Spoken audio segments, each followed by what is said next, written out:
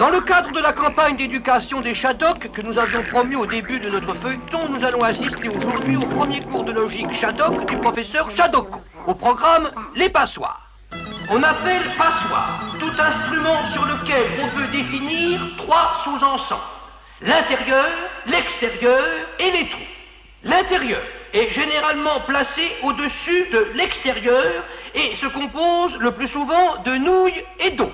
Les trous ne sont pas importants. En effet, une expérience simple permet de se rendre compte que l'on ne change pas notablement les qualités de l'instrument en réduisant de moitié le nombre des trous, puis en réduisant cette moitié de moitié, etc., etc.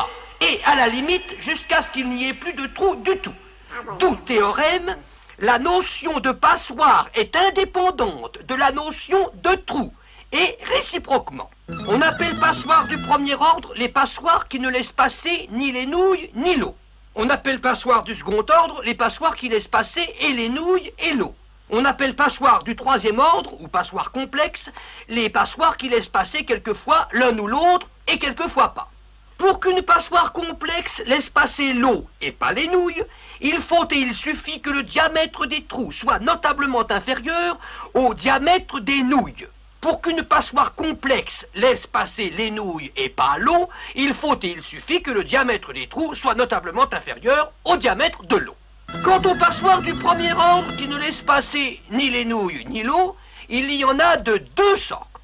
Les passoires qui ne laissent passer ni les nouilles, ni l'eau, ni dans un sens, ni dans l'autre, et celles qui ne laissent passer ni les nouilles, ni l'eau que dans un sens seulement.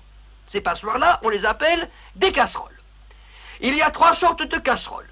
Les casseroles avec la queue à droite, les casseroles avec la queue à gauche et les casseroles avec pas de queue du tout. Mais celles-là, on les appelle des autobus. Il y a trois sortes d'autobus: les autobus qui marchent à droite, les autobus qui marchent à gauche et les autobus qui ne marchent ni d'un côté ni de l'autre. Mais ceux-là, on les appelle des casseroles. Il y a trois sortes de casseroles: les casseroles avec la queue à droite, les casseroles avec la queue à gauche et les casseroles...